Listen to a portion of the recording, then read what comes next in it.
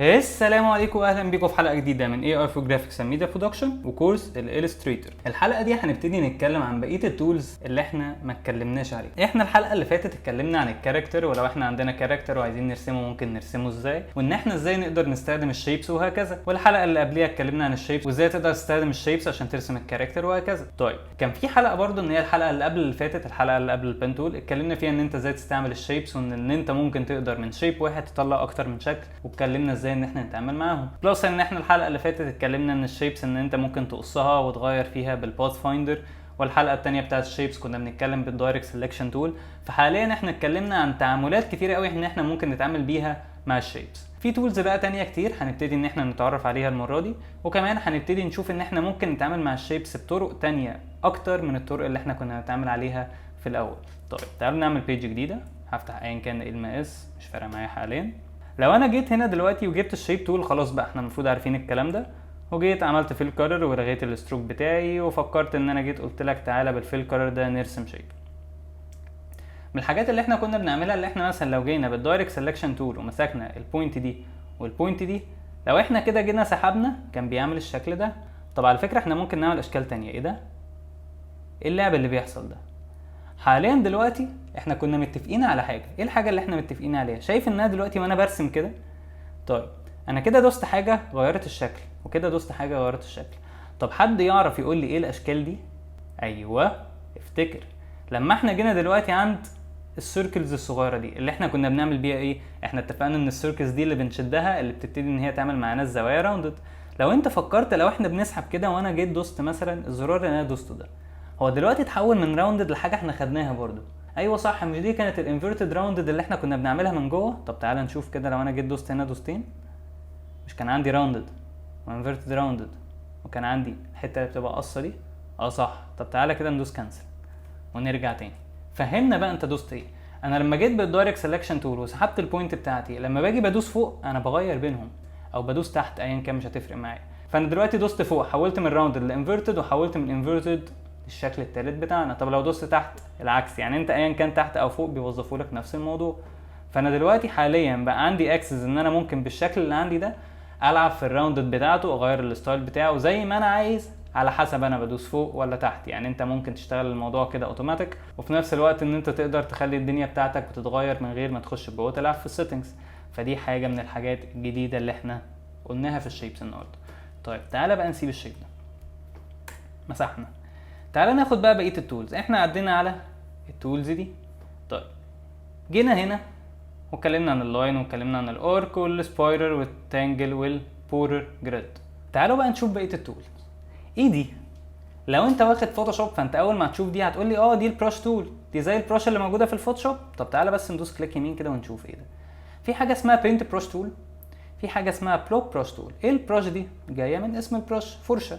طب الفرشه دي انا بستخدمها ايه؟ ممكن ان انا اكتب بيها، ممكن ان انا ارسم بيها، بلس ان البراش عندي في منها ستايلز هنا، يعني في اكتر من شكل للبراش. دي كده مثلا شيبس من البراش ان انا ممكن ان انا اجي ان انا استخدمها. طيب دي بروشز، هل ينفع ان انا اعمل بروش او ان انا انزل بروشز جديده؟ ممكن ان انت تيجي من هنا تكريت نيو بروش لو انت عايز تكريت بروش جديده، او انت ممكن لو انت منزل بروش من على النت ان انت تسيبها، وهكذا. يعني انت ممكن تنزل بروش من على النت وتبتدي ان انت تيجي تدخلها هنا جوه البروشز بتاعتك. بس خلينا في البروشز الراندوم دلوقتي. انا معايا دي وبدات ان انا اشتغل بيها. انا عايزك بس تركز في حاجه، نرجعها للبيزك. بص، وانا شغال دلوقتي ان ايدي مش مظبوطه والكيرفات بتاعتي مش حلوه. انا طبيعي انا برسم بالماوس. بص لما حاجه اسيب، عايزك تركز في الايدجز الشورب او الايدجز اللي مش حلوه اللي معموله. لما حاجه اسيب هتلاقي ان هو بيعدلها لوحده. ايه ده؟ ايه اللي بيعمله؟ هو بيحاول ان انا وانا بستخدم البروش ان هو بينعم لي الايدجز بتاعتي حتى لو انا ايدي مش حلوه. انا دلوقتي مثلا برسم بالماوس، فانا ايدي مش حلوه وانا برسم، بس انا عايز ارسم مثلا ستايل كيرف معين، فهو بيحاول ان هو يخليه لي سموث من بعد ما انا ببتدي ان انا ارسمه، فبيحاول ان هو يوظف معايا الموضوع. بس البروش دي رفيعه، ينفع ان انا اطخنها؟ احنا كنا متفقين ان احنا في الفوتوشوب اللي احنا بنكبر او بنصغر البروش بايه؟ بالدال. انا كده حاليا الدال بكبر، والجيم انا كده بصغر. او زي ما احنا كنا قايلين لو انت ماك هيبقى الته المربوطه اللي بتكبر والجيم اللي بيصغر، في حاله اللي انت لو ماك او ان انت ويندوز. طيب ده كده في الحالات دي اللي انت تكبر بروش. لو انا جيت كبرتها واستخدمتها دلوقتي حاليا ان انا بستخدمها وهي كبيره عادي، مطبقه معايا الشكل وهي كبيره، جبت ان انا جيم وصغرتها، هبتدي ان انا اشتغل، هتلاقي الدنيا بتاعتي صغرت معايا. طب تعالى كده واحده واحده نشوف الدنيا. انا حاليا كده رسمت، بس بص لما باجي برسم، بص كده الحاجه اللي بتطلع عندي بيكون ايه؟ هي دي في الكولر ولا ده انت شايف ان هي متوظفه على انها ستروك؟ انا عن نفسي شايف ان هي متوظفه على انها ستروك. طيب ايه بقى البلوب؟ لما باجي بستخدم البلوب، هي برضو بروش بتصغر وتكبر برضو بالدال والجيم زي ما احنا بنتعامل، او الته مربوطه والجيم لو انت معاك نفس الكلام، وبرضو تقدر تستخدم الستايلز اللي عندك والكلام ده برضو. طب لو انا جيت استخدمته وعملت كده، هتلاقي نفس الموضوع بيتعالج. لو جيت بصيت لده ولده هتلاقي الاتنين شبه بعض، بس بص لما مسكتهم هنا في اختلاف. هنا من جوه تحس ان هو فاضي وهنا في لاين. معلش ايه الفرق بينهم هما الاتنين؟ تعالى نرجع ورا كده ونطلعهم بره. ده ستروك كولر. يعني ايه ستروك؟ بص كده، ده خط مش معمول له فيل، بص لو اتعمل له فيل باظ ازاي كده ستروك. ده فيل، لو حولته لستروك هيبقى متفرغ من جوه كده. طب ايه ده؟ ايه الفرق بين الاتنين؟ ده تحس ان انت راسم شيء ليه اصل جوه وليه حاجه مليانه جوه معمول له فيل جوه، من بره بيتحول لستروك. لكن هنا ده اكنك مثلا راسم بالبين تول، فانت لما جيت رسمته وحولت الستروك لفيل باظت الدنيا كده معاك. طب معلش هو ليه عامل لي الاثنين؟ ليه عامل لي ان حاجه ممكن تبقى بالنسبه لي مجرد ان هي اوت لاين وان انا استخدمها على اساس ان هي اوت لاين، والبرو بروش تول ان هي تبقى فيل كولر؟ معلش مش في ناس بترسم وبتلون بس من غير البين تول بقى؟ يعني مش في ناس بتبقى ارتست بترسم؟ اه صح. طب احنا مالنا بيهم دول؟ ما تعالى بقى واحده واحده. هو طبيعي ان انت تبقى ارتست وتستخدم الماوس، في ارتست بيستخدموا الماوس بس ما بيستخدموش البروش، بيستخدموا البين تول. في ناس احيانا بتستخدم البروش بالماوس بس بيبقى الموضوع بالنسبه لهم يكون مرهق ومتعب، ما بيبقاش اللي هو ايه احسن ريزلت.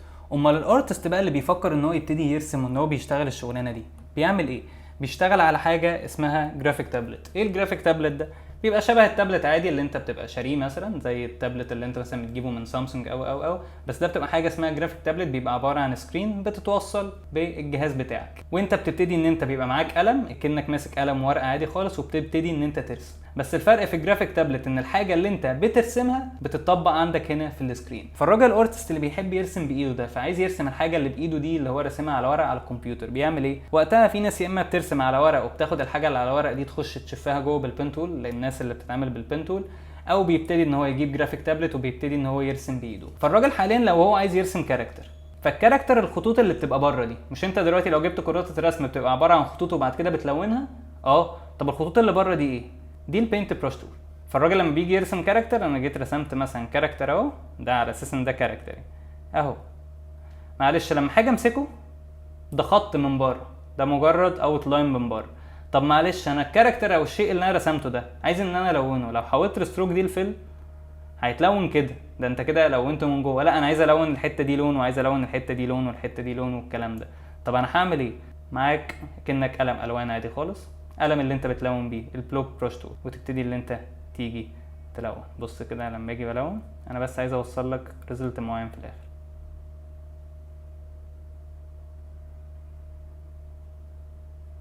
طبعا بلون بالماوس فالموضوع ايه رخم ومش احسن حاجه خالص.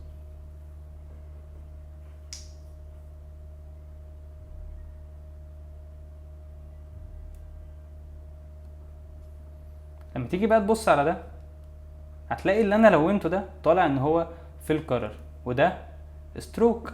طب لو انا جيت اخدت الحاجه الستروك اللي عندي دي وقلت لك لا انا مش هستخدم البلوب، انا مش مقتنع ان البلوب هي اللي بتلون او ان هي بتديني فيل كولر، انا عايز نشتغل برضو بالبينت بروش تول ونلون ونطخنها.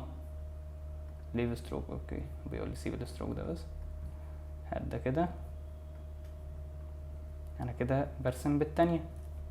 طب تعالى نطخنها يا عم عشان نخلص. حاضر. تفتكر بقى ان انا شغال صح؟ مش دي كده اللي معانا دي البينت بروش تول؟ لو جيت مسكت بص انا ملون، تشوفها من بعيد ان هي في الكرر، تيجي تبص كده خطوط ستيل برضو ستروكس، دي حاجه ودي حاجه تانية خالص. فانت لما بتيجي تستخدم البلوب فانت بتستخدم البلوب عشان تلون بيها تفل بيها كرر، لكن لما بتيجي تستخدم البينت بروش تول فهي وظيفتها ان هو بيقول لك بينت، انا برسم، انا وظيفتي ان انا برسم بالتول دي، انا مش بلون بيها. لكن البلوب بروش تول بتاعتي هي اللي برمي بيها كرر، او هي دي اللي انا بفل بيها وببتدي ان انا اظبط دنيتي. فده الفرق بين البينت بروش تول والبلوب بروش تول، وعرفنا الاثنين اللي احنا ممكن نستخدمهم ازاي وهكذا، وكل واحد استخدامها الصح فين. نشوف التولز اللي بعديهم. تعالى نمسح دول كده. في تولز كتير قوي هنتكلم فيها، نقول ان هي معظم استخدامها ان هي ممكن تكون جرافيك تابلت مور بيتر يعني. نيجي نبص على التول اللي بعديه، دي تول اسمها شيبر تول. ايه شيبر تول دي؟ التول دي بتتعامل معاك على اساس ان انت غشيم شويه، او ان انت ايدك مش شاطره اللي انت بترسم، او بمعنى صح انا في جمله بقول لك ان كل ما التكنولوجي بتتطور بتتعامل مع كلاينت على اساس ان هو غبي، بتتعامل معاه ان هو ما بيعرفش ان هو يتعامل مع الشيء اللي قدامها ده، فبتحاول ان هي تسهل له الدنيا. دي حاجه اصلا في علم اليوزر اكسبيرينس، ان انت ازاي تقدر تتعامل مع اكتر معامله ممكن تكون سيئه لليوزر بحيث ان هو يتعامل مع الشيء اللي قدامه ده، وان انت تطلع له احسن ريزلت يكون هو راضي بيها. طيب انا لسه كنت بقول لك دلوقتي ان هو مش شرط ان انت معاك جرافيك تابلت فانت تكون بتعرف ترسم، صح الكلام ده؟ طب معلش يعني انا لو معايا جرافيك تابلت وفكرت ان انا ارسم مربع وما رسمتوش صح هيطلع وحش؟ طب لو عايز ارسم دايره وانا ما بعرفش ارسم دايره بايدي ان هي تطلع صح هتطلع وحشه، او مثلث او الكلام ده كله. فجاء قال لك يا باشا انا عندي تول اسمها شيبر تول اللي انت ماسكها دي، ما تيجي ترسم كده دايره. هل دي دايره بذمه ربنا؟ لا. طب ما تيجي تعمل كده. ايه ده؟ الله ده جميل قوي. طب ما تيجي نعمل كده. ده بيكونفرت الحاجه احسن بكتير من اللي انا راسمها. هنا حاسس ان انا راسم بوليجون، هنا حاسس ان انا عايز ارسم، لا بص هنا ما جمعش اصلا انا عايز ارسم ايه. يعني ممكن يجي وقت من كتر غبائك ما يجمعش. طب كده ادي مثلث، ادي دايره، ادي مربع، بص بدأ ان هو ايه يقص، بدأ ان هو يطلع لي شيبس وبيقص الحاجات اللي انا كنت عايز ان انا ارسمها. طب حلو الكلام ده. طب هو انا اي حاجه ارسمها، انا لو رسمت بطه مثلا هيطلع لي بطه، رسمت كلب هيطلع لي كلب؟ لا طبعا، هو بيقص من الشيب. هي التول معلش اسمها ايه؟ اسمها شيبر تول. يعني بقيس الشيب اللي انت عايز ترسمه، ما تجيش ترسم لي اي حاجه في الدنيا وتقول لي معلش انت غبي، انت ما عملتش جس للحاجه اللي انا راسمها ليه، انا عايز ارسم صاحبي ازاي ما رسمت صاحبي؟ لا هو بيرسم شيب، هو بيقول لك شيبر تول، هو بيجس الشيب اللي انت عايز ترسمه، بحيث ان انت لو ما رسمتش دايره دايركت قشطه هو يتعامل معاها ويقول لك يا عم احلى مسا عليك، هتعمل لك معاها قشطه ما عنديش مشكله. لكن مش ان هو يرسم لك شكل لشكل، لا هو بيتعامل معاك كشيبس. فعشان كده هو رسم مثلث، رسم دايره، رسم ريكتانجل، رسم بوليجون، وبيرسم اي حاجه موجوده من الشيبس دي عشان هي اسمها شيبر تول. فهي فكره الشيبر تول وظيفتها ان هي بتوفر عليك الموضوع اللي انت لو عايز ترسم حاجه معينه فهي بتقرب لك المسافه بينكم انتوا الاثنين، بحيث ان انت لو بترسم بجرافيك تابلت وانت ما بتعرفش ترسم فانت الدنيا بتسلك معاك. ايه ده، هو ينفع ان انا استخدم جرافيك تابلت وما اعرفش ارسم؟ والله ينفع ان انت تستخدم جرافيك تابلت وما بتعرفش ترسم. طب بيفرق معايا في بيرفورمانس؟ بيفرق معاك في بيرفورمانس في حاجات كتيره قوي، ان لو انت معاك جرافيك تابلت وبتعرف تتعامل معاه بيديك اوبشنز اللي انت ممكن تعمل حاجات بكتير احسن من الاول. مش شرط ان انت معاك جرافيك تابلت ان انت بتعرف ترسم، وادي الدليل اللي هو عامل لك تول اصلا بتقرب لك الطريق في السكه دي. وهو لو هو شرط ان انت لازم تبقى ارتست وجامد جدا عشان ترسم بجرافيك تابلت ما كانش هو عمل لك حاجه زي الشيبر تول بحيث ان هو ياثر عليك طريق. طيب تعالى كده نمسح الدوشه دي ونيجي نعمل حاجه تانية. نيجي نشوف التول اللي بعديها اللي هي بنسل تول. بنسل تول دي لو جيت فكرت ان انا ارسم بيها واعمل كده هتلاقي في الاخر ان هو بيطلع لي بوزز. طب معلش ايه لازمتها؟ هو انت دلوقتي لو معاك جرافيك تابلت هو حضرتك هتستخدم بن تول؟ لا طبعا، الراجل ده معاه قلم فهو عايز يحس ان هو بيستخدم قلم برضه. انا ببتدي ان انا اكتب بقلم او ان انا برسم بقلم او هكذا، لازم ان انا يبقى معايا بن او بنسل او حاجه ان انا ابتدي ان انا اتعامل بيها. طيب فانا عايز قلم، فهو حط لك تول اسمها بنسل، ان انت حضرتك لو ماسك القلم بتاعك وان انت بتبتدي ان انت ترسم على جرافيك تابلت فهو اداك تول بتوظف نفس الموضوع وهيحول لك الموضوع في الاخر لباسز بحيث ان انت تعرف تتحكم فيها وتعمل فيها اللي انت عايزه. لو انا دلوقتي الايدجز بتاعتي دي مش سموث عمل لك تول اسمها سموث تول. طب انا لو الايدجز بتاعتي مش سموث عمل لك تول اسمها سموث تول. ايه السموث تول؟ اهو يا باشا تعالى هنا اعمل كده مفيش حاجه حصلت. طب ما تمسك اللاين وبعد كده تمسك ده وتعمل كده، ايه اللي بيحصل؟ تحس ان في حاجات صغيره كده بتبتدي ان هي تتغير. ايه ده؟ بتحس ان الايدجز بتبقى سموث سيكا. ما هي معلش هي اسمها ايه؟ اسمها سموث تول. التول دي وظيفتها ان دلوقتي حضرتك برضو لو راجل مش ارتست جامد قوي وانت بترسم كيرفتك مش مظبوطه بالايد او عندك سنه شاربنس موجوده بتاعتك في الرسم، طب انا عايز اخلي ان الزوايا بتاعتي والرسم بتاعي واللاينز بتاعتي تبقى سموث، اعمل ايه في الحوار ده عشان اخلي الدنيا سموث؟ استخدم السموث تول. نفس اللاينز اللي انت عديت عليها واللي انت كنت بترسم بيها وحاسس ان الكيرفات بتاعتك او اتعملت بوينتس كتير والدنيا بتاعتك ما بقتش مظبوطه ومحتاج ان هي تبقى سموث، هتعدي على نفس اللاينز او هتعدي على البوينتس او الباسز اللي كانت مضايقاك بحيث ان انت تشتغل عليها بالسموث تول تخليها مور سموث بحيث ان انت توظف الحاجه اللي انت عايزها في الاخر باحسن ريزلت. فالراجل برده جدع معاك، جه وظف لك الدنيا اللي هو قال لك يلا بينا نستخدم السموث تول بحيث ان انا اطلع لك اللاينز بتاعتي سموث اكتر. طيب باث اريزر. ايه اللي باث اريزر؟ انا عايز ادلت باثات بعينها. يعني انا عايز ادلت دول، لو جيت عملت كده ايه ده دلت. ايه اللي حصل؟ ما انا دلوقتي دي بوسز، انا عايز امسح البوسز دي دوس. هو انت دي دلوقتي عايز تيجي تمسح، يلا بينا من الانكر بوينت كده، تعالى نمسك دي، يلا بينا باس اريزر، هوبا، يلا بينا هوبا. انا بعمل اي حاجه بس عشان اوريك ان هي ايه بتمسح. يعني انا دلوقتي عندي كده الباس اريزر تول دي وظيفتها ايه؟ هي بيقول لك باس اريزر، يعني انا بمسح بالباس. انا ممكن ان انا دلوقتي ان انا ابتدي ان انا امسح. طيب يعني انا دلوقتي الحاجه اللي عندي دي، بص انا مسحت ده ومسحت ده ومسحت ده. انت ممكن تيجي بقى عند الانكر بوينت معينه وتقف عليها وتمسح، ممكن تيجي تقف عند انكر بوينت وتدوس عليها دوس طويله او تدوس عليها دوستين فيبتدي ان هو يمسح لك كل حاجه. بص هنا انا دوست كده وسحبت، دوست هنا وسحبت، انت معاك جومه حرفيا. يعني انا بحدد الحاجه اللي انا عايز امسحها، بص ورايح لها امسح. يبقى انت دلوقتي حاليا الباث اريزر تول انا عندي باث زي هرسم عليها، الراجل هيمسحها لي. زي ما انا كنت بمسك القلم بتاعي واجيب السموث تول واعدي على اللاينز عشان اخليها سموث، اقدر ان انا امسك القلم بتاعي واجيب الباث اريزر تول عشان امسح الباسز اللي انا رسمتها بايدي وهكذا. طيب في تول اسمها جوين تول. ايه التول دي؟ تعالى بس ندوس كنترول زد كده ونرجع. ايه التول يا عم اللي اسمها جوين تول دي؟ بتعمل ايه؟ لو انا جيت هنا وجبت الجوين تول وجيت عملت مثلا كده، ايه ده؟ ده وصل. كنترول زد تاني كده، مسكت من هنا لهنا، ايه ده وصل لي. طب هي ليه وصلت لي؟ معلش يا باشا، هي اسمها ايه معلش؟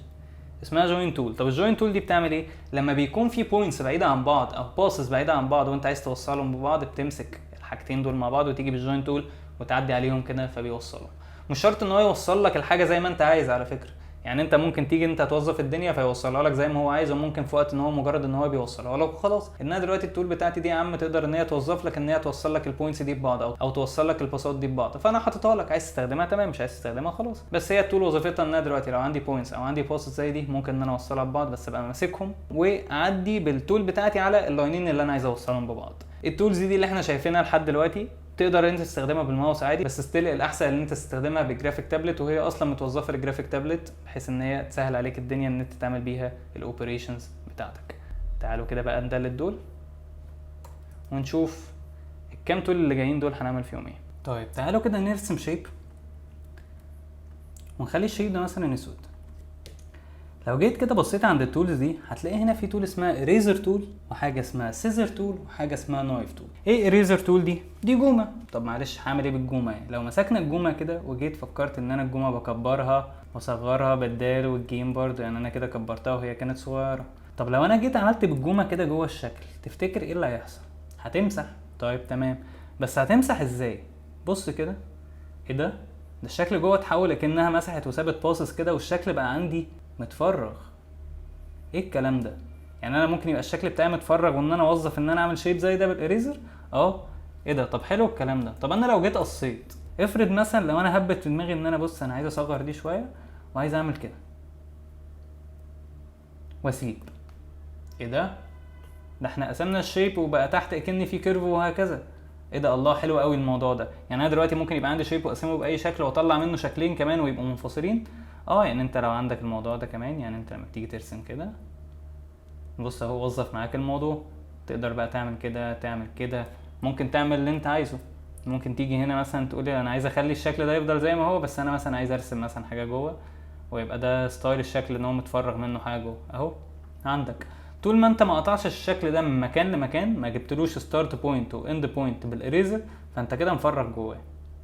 لكن لو انا جبت دلوقتي شكل بتاعي وان انا جيت قلت لك بص ايا كان بقى الشكل اللي انت هتعمله، يلا بينا نعمل كده كده كده، نطلع كده وننزل كده ونعمل كده ونيجي كده، بص كده انت قسمت كام شكل عشان كان في كذا ستارت بوينت وكذا اند بوينت، فانت خليت ان الشكل بتاعك يتقسم لاكتر من حاجه. وستيل انت عندك كل حته دي تعتبر لوحدها، انت ممكن تلون اللي انت عايزه عادي خلاص براحتك، لون دي لون دي لون دي لون دي، احلى مسا عليك اعمل اللي انت عايزه. فخلاص يبقى احنا كده وظفنا الدنيا بتاعتنا بالاريزر.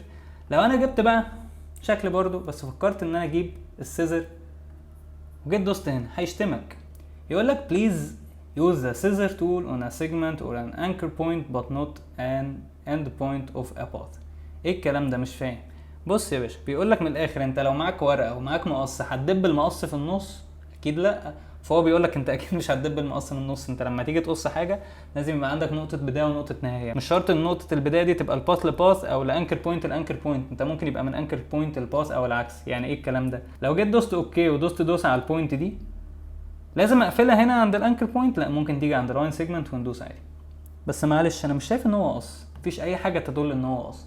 هات السلكشن تول ودوس دوسه بره كده وروح امسك، مبروك. ايه ده؟ ده قص.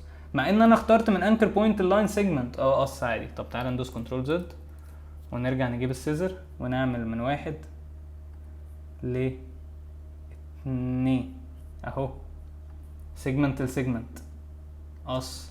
طب معلش انا عايز انكر بوينت الانكر بوينت، انا راجل ما بثقش في كلامك يا عم. حاضر، ادي انكر بوينت وادي انكر بوينت اهو.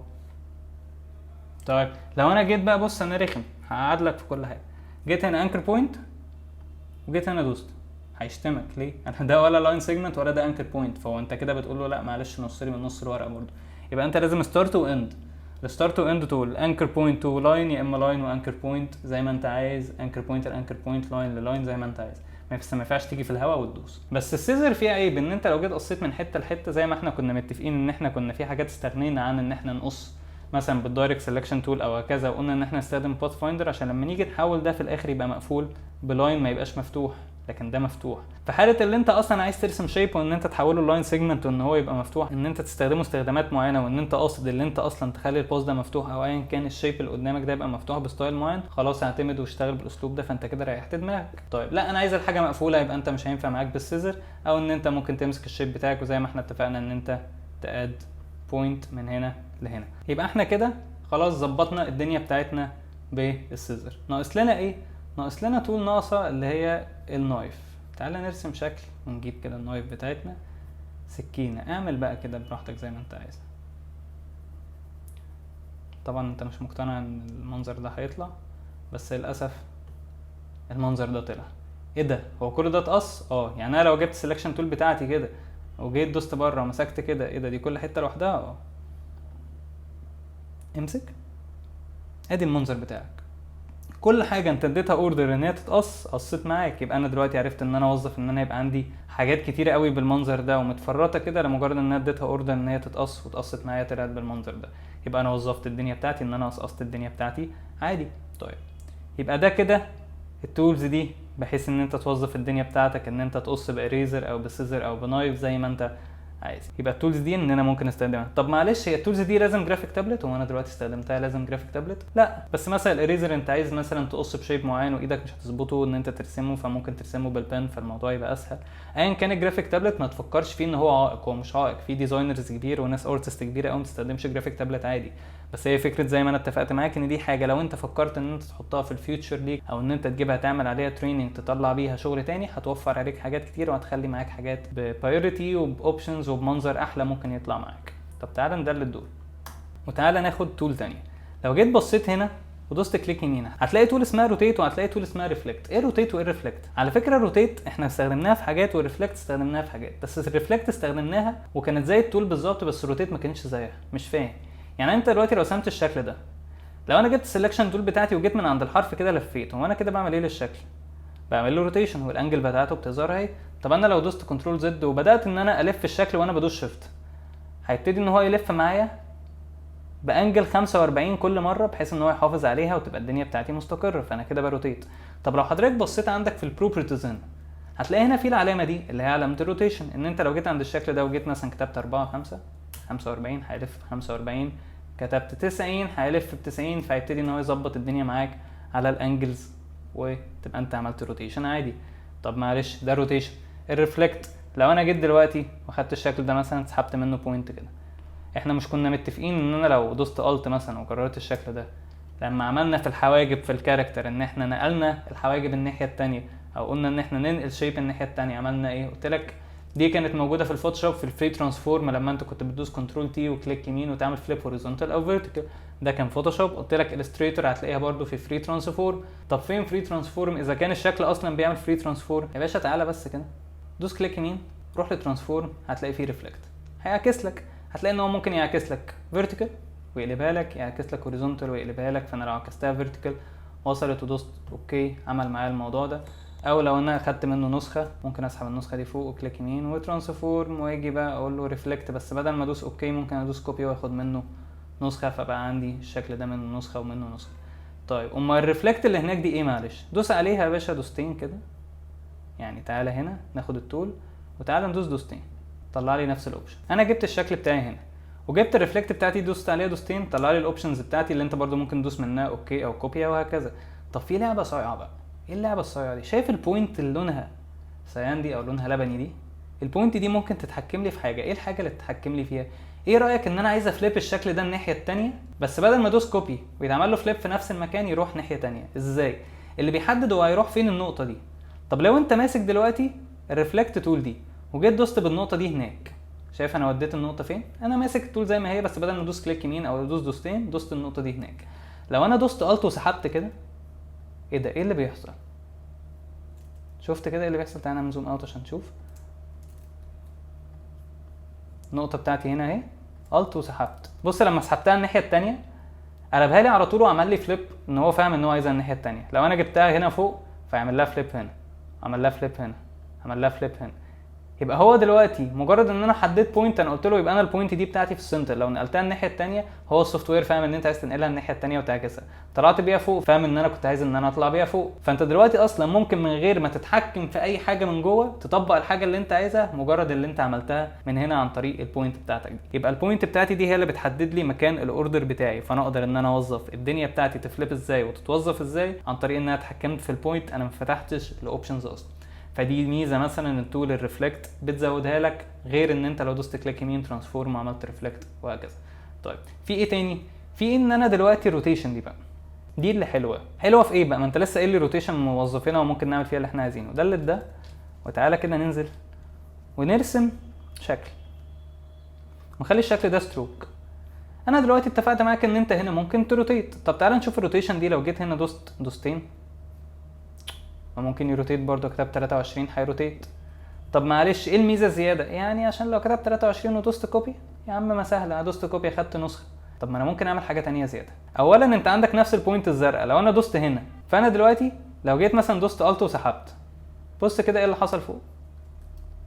تعالى بس نتخن الستروك عشان تبقى شايف البوينت بتاعتي اهي. جيت هنا دوست الت وسحبت، هتلاقي ان هو بيعمل معايا روتيشن حوالين البوينت دي. لو دوست كنترول دي هتلاقي ان هو لف حوالين البوينت، لان انا اديت اوردر البوينت تبقى في النص هنا. فانا قدرت ان انا اخد من دي نسخه واعمل كنترول دي والف كل ده حوالين البوينت بتاعتي، لان انا خليت دي بوينت السنتر اللي انا بدي منها الاوردر. فده وظف لي حاجه ممكن تسهل معايا الدنيا برده احسن من حاجات تانية كتير. طب في ميزه كمان، عارفين المانديلا اللي بتتلون او المانديلات اللي بيبقى شكلها حلو وفي ناس تفكر ان هي تعلقها ديكوريشن في البيت او كده؟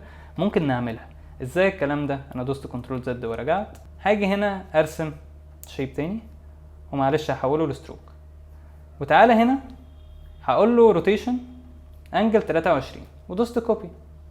انا عملت واحده. طب انا دلوقتي عايز ان انا اعمل اكتر من واحده. ايه رايك لو فضلنا دايسين كنترول دي؟ انا كده عملت ايه؟ انا كررت الاوردر بتاعي اكتر من مره، فوظفت ان انا كررت الشكل ده وخليته يلف حوالين نفسه وطلع لي المنظر ده. طب انا عايز الونها ازاي؟ انت لو ماسك الشكل ده وحولت فهو بيلون الحته دي كلها. انا عايز الون حته صغيره هنا. اعمل ايه؟ كان في تول احنا كنا بنستخدمها زمان كانت اسمها بينت بوكيت. ايه البينت بوكيت ده؟ للناس اللي كانت بتفتح برنامج البينت او برنامج الرسام زمان، كان في جردل كده كان بيرمي لون كده، كنا احنا بنحب نستخدمه نرمي بيه اللون وفاكرين ان احنا ارتست والناس جامده قوي. طيب ايه رايك ان البينت بوكيت ده بقى ليه لازمه النهارده؟ ازاي الكلام ده؟ هات السلكشن تول المهم وامسك كل ده الاول، لازم تعلم عليهم كلهم، وبعد كده هتدوس من الكيبورد حرف الكي. حرف الكي ده الشورت كات بتاع البينت بوكيت اهي. ادي التول اهي معايا. بص التول دي فوق في مربع عليه سلاش ان هو لغي لي اللون اللي جوه. طب انا لو جيت دوست يمين هتلاقيه بيبدل لي الوان هنا في المربعات دي، بلس ان هو بيبدل لي الوان في الشمال. ايه ده؟ ده الوان الفيل كارر عندي بتتغير وعماله تتغير معايا اهي. ايه الكلام ده؟ يعني انا كده بقدر ابدل من الالوان اللي عندي؟ طب بغض النظر ان انت بدلت، انا ممكن اغير من الالوان هنا، اختار اللون اللي انا عايزه، بس هنا انت اسرع بتبدل بين الكلر باليت بتاعتك. معلش انا استفدت ايه؟ تعال امسك مربع بقى وتعال ندور. ايه ده؟ ايه اللي بيحصل؟ انا ببتدي ان انا الون الحاجه اللي عندي. انا عندي اكسس على مربع ان انا الونه، اما ببتدي الون المانديلا اللي عندي.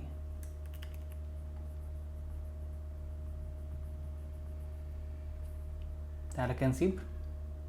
ايه ده انت بتلون، بس انا حاسس ان الستروك تخين، ينفع ان انا امسك ده وارفعه؟ عيش حياتك. يبقى انت دلوقتي ممكن من المانديلا دي تطلع منها شكل كامل يتلون. في ناس كتير بتبتدي ان هي تعمل كورسات رسم او تبتدي ان هي تبلد المانديلا بتاعتها هنا وتبتدي ان هي تقول لك طب يلا بينا احنا عملنا بيلد المانديلا نعمل لشكل تاني، ونبتدي ان احنا نلونهم وممكن يتطبعوا وممكن ناس تعمل كراسات رسم بالمنظر ده وتطبعها وبعد كده ناس تشتريها تلونها وهكذا. وممكن ان انت تلونها هنا زي ما احنا شفنا. فممكن يبقى ارتست وظيفته ان هو بيعمل مانديلات اصلا. طب انا عايز المانديلا الزوايا اللي بينها تبقى اوسع يا باشا، سهله، بدل ما انت عملت روتيشن بانجل 23 اعمل 25 اعمل 30. يعني انت كل ما تيجي توسع الانجل، يعني تعالوا كده مثلا نجرب بسرعه، احنا نيجي نعمل كده ونلغي الفيل كارر بتاعنا ونيجي بروتيشن واقول له انا عايز الانجل بتاعتي 35 مثلا، كوبي كنترول دي. بص كده الانجل اوسع ازاي. دي حاجه تانية. الاتنين عملنا فيهم نفس الاوبريشن، بس المنظر اللي جوه هنا غير المنظر اللي جوه هنا، مجرد ان انا لعبت بالانجل.